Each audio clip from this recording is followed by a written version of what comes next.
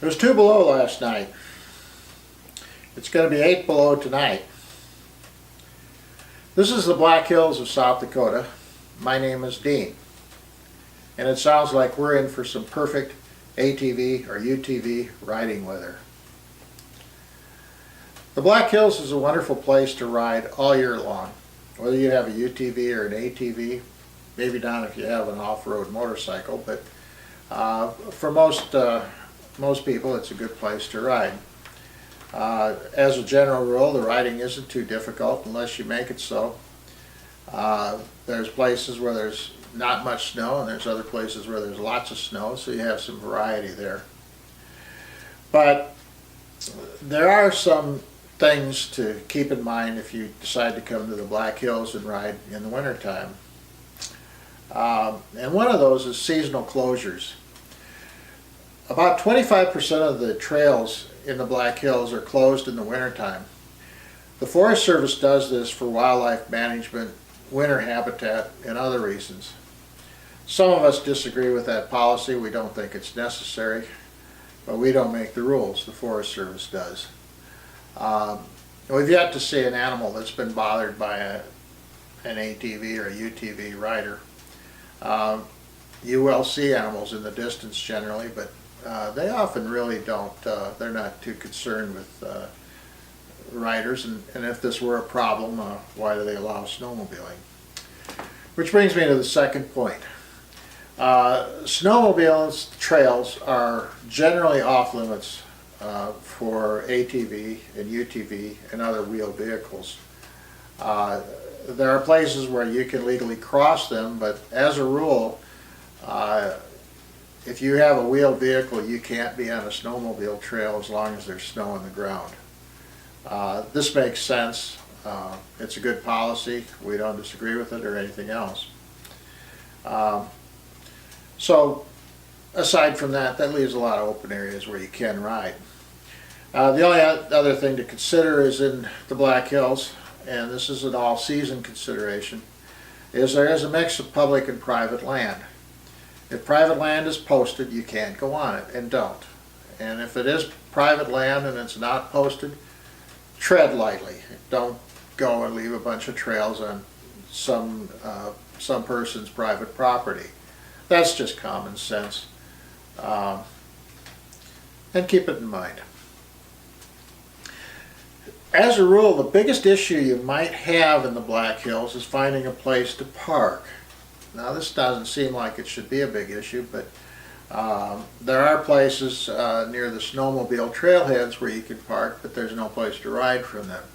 So you'll need to find places where you can ride, where you can park and ride. Now, you can use, if you've got the right permits, you can go on public roads. The big danger is if you pull into a place in the early morning, it's frozen solid and you go riding all day and it's warmed up to above freezing, you may find yourself stuck in a mud bog where in the morning it was just fine. This is not unique to South Dakota. It can happen in any place, but because of the areas where you might park are particularly prone to that, that's something to keep in mind. I think the big thing about riding in the Black Hills in the wintertime is planning. In other seasons, it's pretty much a matter of just getting in your vehicle and taking off, whether you trailer to some point or whether you ride from some point. Generally speaking, although some people do like to do a lot of planning, it's not an absolute necessity. In the wintertime, planning becomes more important. As a general rule, the prevailing winds are out of the northwest here. And because of the local climate, what we might call a microclimate, you're likely to find very heavy snowfalls in the northwest portion of the Black Hills, in the area to the west and north of Lead and Deadwood, or the area west of, say, Deerfield Lake and places like that. That's simply because moisture comes across the prairies in Wyoming, they hit the hills, the air goes up, it cools, and all the snow falls out, which may give you areas where you'll have standing snow that can be up to 5 feet deep and drifts that can be up to 20 feet. To my knowledge, there's no ATV or UTV that can quite handle that. That's snowmobile country. But as you come to the western, or the eastern, I'm sorry, the eastern part of the hills, you'll find that there's a lot less snow, and in some cases, no snow. Even in the middle of January or February or even into March. Right now, if you're in the eastern slopes of the Black Hills, there's virtually no snow here, a few inches here and there, but by and large, very little snow. This changes in the spring. If you come to about 30 days or 45 days in early spring, we have a wind shift where the wind comes in, picks up moisture from the Gulf of Mexico, and can drop this moisture on the eastern slopes of the Black Hills, and in those cases we can have a lot of snow here where we normally don't get a lot. The thing to bear in mind there is plan your trip accordingly and plan your daily outings accordingly. Kind of look at the weather, find out where the snow is. It's pleasant riding in a foot of snow or even a foot and a half of snow. That's no problem at all for most ATVs and UTVs. You can handle snow right up to the running boards, and that shouldn't be an issue. But if you get into very deep snow, yeah, it's something that you better take into consideration. Keep your rides in the wintertime shorter than normal. In the summertime, where you might go 45, 50, 55, 60 miles, something like that. In the winter, you might want to keep your rides down to 25 or 30 miles. That's a comfortable distance to ride, and if you run into something like creeks without, impassable or heavy drifts or something like that, where you might need to change your route because of conditions, it gives you a little more flexibility to do that. Have some maps. Bring along your map. You'll want to have a good map so that you have some idea at all times of where you are. So if something should happen where you have a breakdown, you need to get your stock, or if you're crossing a stream and your machine drops through the ice or something like that. These are all perils that are out there, and you find yourself where you have to walk out. You need a map because you want to walk the shortest possible distance you can, and so carry a map and perhaps a compass. I can't emphasize enough that you need to have good winter gear. This isn't unique to the Black Hills. I mean, this is good advice no matter where you ride in the wintertime. Have clothes that layer. In other words, have good outer clothes. Have, something underneath them, maybe a sweater, or a vest or something like that. Street clothes or undergarments, whatever, however you choose to do it. Have good boots, good gloves, a good hat, maybe scarves. All of these things will make your riding far more pleasant. And have backups, particularly things like socks. Have a spare pair of good heavy wool socks with you, because if you're, say, crossing a stream and you break through the ice and you get your feet wet, that's not only uncomfortable, it becomes, I wouldn't necessarily say life-threatening, but it can certainly lead to frostbite or very serious conditions in your feet or extremities. So bring along extra socks, extra gloves, extra underwear, long underwear, or whatever you have. Don't pack lightly. When you're riding in the wintertime, a good rule is do not pack lightly. The other thing I think that's probably pretty important is when you're riding in the winter, let somebody know where you're going to be. Tell somebody where the area you plan on riding.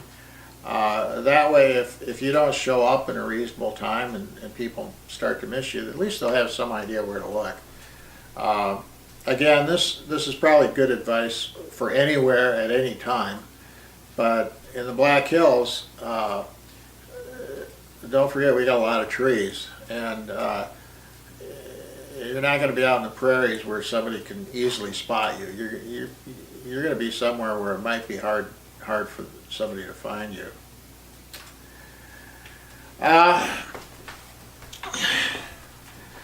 The other thing to keep in mind is even though you might have planned a trip and you might have your routes all figured out, keep your options open.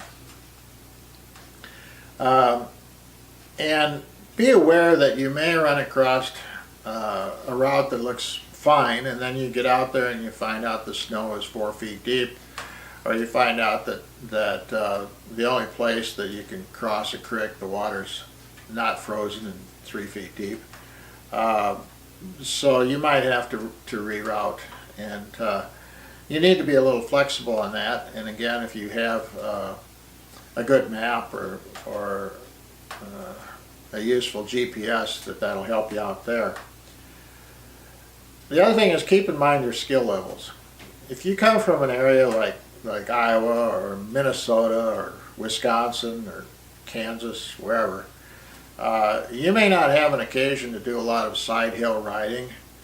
You may not have had a lot of experience riding up a snow-packed or a hill with loose snow, fording an ice-clogged stream. I mean, these are things that may be unique to the Black Hills that you may not be used to. A lot of people are. A lot of people handle that with very easily, but other people may have to think about it first. So again, keep your skill level in mind. If you look at a trail and it looks a little steep and you're not sure you can make it, are you going to be able to go up that trail in snow and do a K-turn? You might want to walk it first, or if you're with somebody, a more experienced rider, have them go through it and give you some tips on how to handle it. There's a few things you ought to bring along in the wintertime that maybe you won't bring along in the summer or other seasons, and one of those is food and water, particularly some high energy food. If you find yourself out where you need to shovel out of a trench, you're not going to want to run out of energy. You want to have plenty of energy, so have some candy bars. And I like to bring along warm liquids. Coffee is my choice, but I've seen other people bring along hot cocoa or even hot water. But make sure you have enough. Bring sandwiches or chips or whatever suits you, whatever you like. Just make sure you have it, and have more food than you might think you're going to eat in one day. Bring along extra food. I know some people bring along these MREs. I think that stands for meals ready to eat. They just carry them in their machines all the time, just in case. And I mentioned that if you have to dig yourself out, you might want to have a shovel. They make small shovels, small snow shovels, that could be the difference between being really stuck and just stuck. So that's something to bear in mind. Other things you're likely to have in your ATV anyway, if it's a well-equipped ATV, such as tire repair kits and an air pump and a tow strap, a winch. I haven't found that chains are necessary, but some people do pack chains. If that makes you feel good and you got room on for that kind of kit, bring it along. Some people like to pack these little chemical hand and foot warmers, or things like that. A lot of people carry a blanket. Some people carry these space blankets. I don't think they do much, but an extra blanket is sometimes useful to bring along, and if nothing else, you'll have it there. And sometimes you could, if you run into real cold riding, you could take a blanket and throw it over your lap and get some. If you're on an ATV, you can get some heat off the engine. But that's pretty much it. Um, like I said, riding the Black Hills is not difficult. Any time of the year, it can be. There are technical rides. Uh, there's a few things where you can get trapped. I know in one case a group of us went down into a very picturesque valley, and when we tried to come back up in several feet of snow, it took a long time for the whole group to get out of there. I think it was about 3 hours of digging and pushing and hauling and shoving to get up out of that valley, because the hill was kind of steep, and the first vehicle made it through pretty good, but then the snow got packed and it got a little slippery. So you know, you can run into situations like that. But by and large, it's a good place to ride. Anyway, if you enjoyed this, go ahead and hit the like button. If you have comments, we read them all. If you want to send private email, there's a link at the end of this video where you can send it. We do use our dog's name for the email address because she likes to receive email, and she doesn't mind spam as long as it comes in a can. So, once again, thanks for watching if you're still with me, and I appreciate your taking the time. Thank you.